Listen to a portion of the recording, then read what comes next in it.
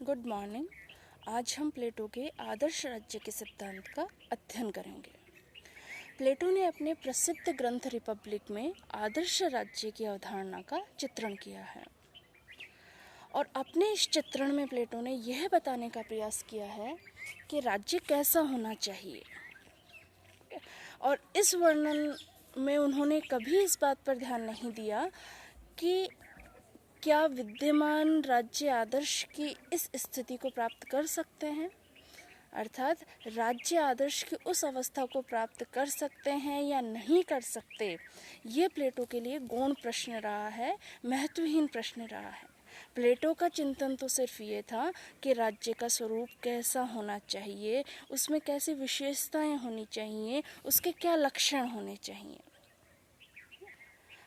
वो अवस्था, आदर्श की वह अवस्था प्राप्त की जा सकती है या नहीं की जा सकती, ये प्लेटो के चिंतन का उद्देश्य नहीं रहा, ये प्लेटो के चिंतन का ये लक्ष्य नहीं रहा। उन्होंने तो सिर्फ इस बात का चिंतन किया कि एक राज्य कैसा होना चाहिए, एक राज्य में कैसी विशेषताएं होनी चाहिए, वो प्राप्त किया जा सकता है या नहीं किया जा सकता, ये उनके लिए एक महत्वहीन प्रश्न रहा है।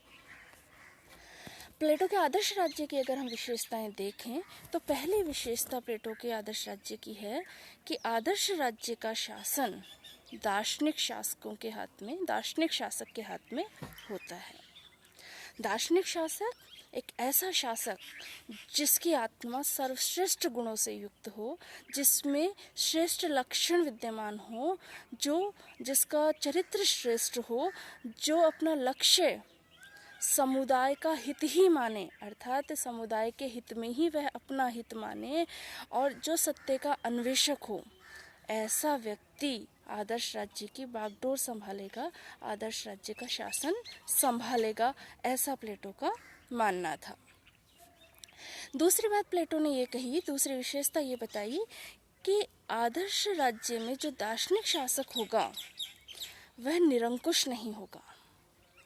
हालांकि किसी भी प्रकार का कोई लिखित कानून या जनमत दार्शनिक शासक को प्रतिबंधित नहीं करता है, लेकिन फिर भी दार्शनिक शासक संविधान के मूल प्रबंधों की पालना करे, मूल उपबंधों की पालना करे, ऐसा निर्धारण प्लेटो के द्वारा किया गया है। और इस आधार पर प्लेटो का जो दार्शनिक शासक है वह निरंकुश नहीं हो सकता। अतः दूसरी विशेषता प्लेटो के दार्शनिक शासक की, आदर्श राज्य की यह है कि प्लेटो के आदर्श राज्य में दार्शनिक शासक का जो शासन है वो कभी निरंकुश नहीं हो सकता है। तीसरी विशेषता उन्होंने ये बताई है कि आदर्श राज्य में न्याय की स्थापना रहे, न्याय स्थापित रहे। ये कैसे रहेगा, ये भी उन्होंने पहले, हमने जब न्याय सिद्धांत पढ़ा तभी समझाया था कि प्लेटो ने अपने राज्य के 3 वर्ग बताए हैं, शासक वर्ग, सैनिक वर्ग और उत्पादक वर्ग।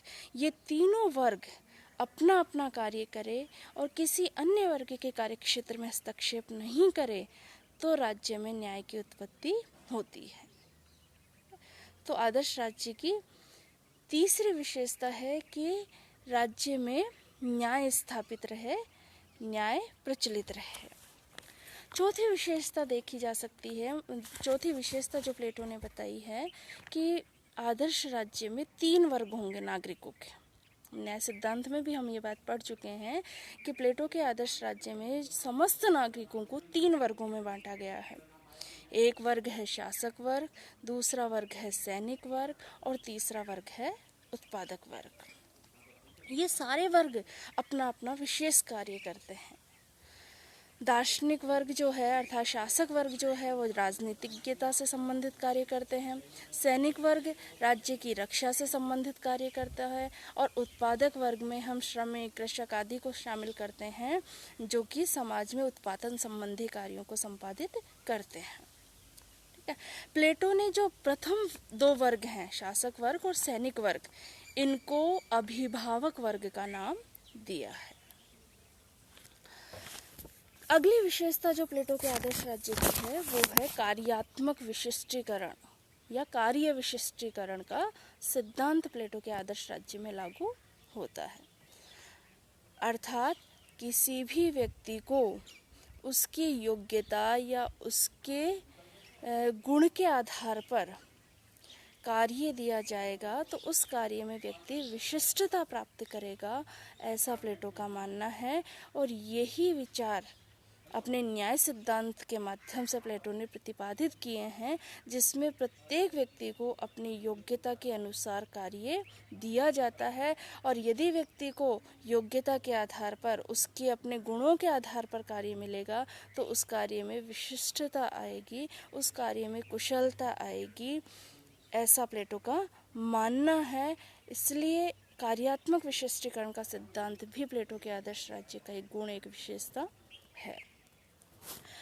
अगली विशेषता है शिक्षा व्यवस्था पर शासक वर्ग का नियंत्रण। हमने कल पिछले वीडियो में प्लेटो के शिक्षा सिद्धांत का अध्ययन किया था और हमने ये पढ़ा था कि प्लेटो ने ये कहा है कि शिक्षा राज्य द्वारा नियंत्रित होनी चाहिए। और ये प्लेटो के आदर्श राज्य की भी एक विशेषता है कि आदर्श राज्य में जो शिक्षा व्यवस्था होगी वो राज्य के द्वारा नियंत्रित होगी। राज्य की प्रकृति और आवश्यकताओं के अनुकूल शिक्षा दी जाएगी, राज्य के द्वारा सुनियोजित और नियंत्रित शिक्षा प्रणाली होगी। ये प्लेटो के आदर्श राज्य की विशेषता है। अगली विशेषता है कि कुरुचिपूर्ण कला और साहित्य पर प्रतिबंध।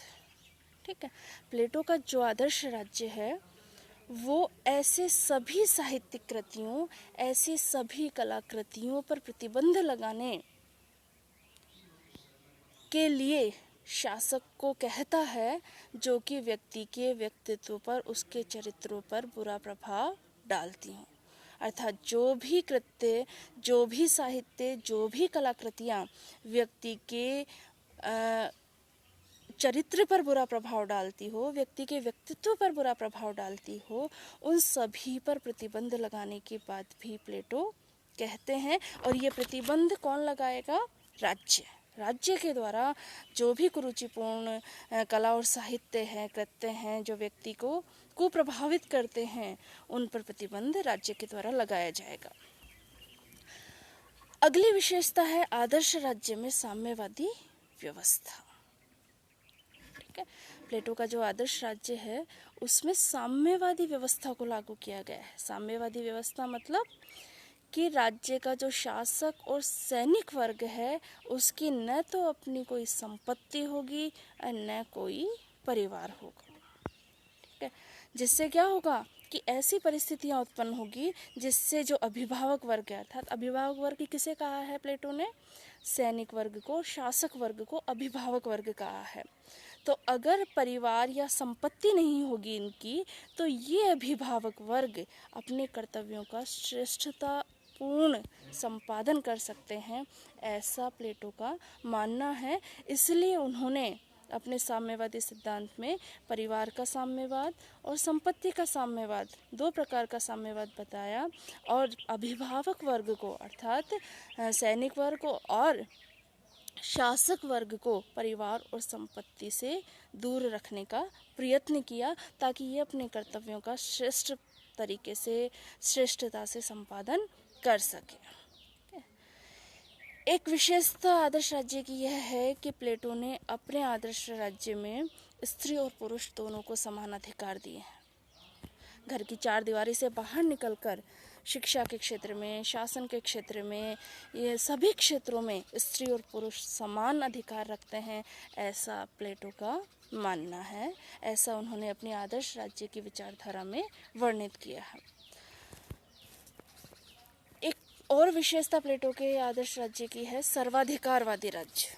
अर्थात सर्वाधिकारवादी राज्य कि प्लेटो का आदर्श राज्य व्यक्ति के जीवन के सभी क्षेत्रों में अपना अधिकार रखता है, व्यक्ति के जीवन के सभी क्षेत्रों से अपना संबंध रखता है। सारे अधिकार व्यक्ति से संबंधित, व्यक्ति के संबंध में सारे अधिकार राज्य के पास हैं।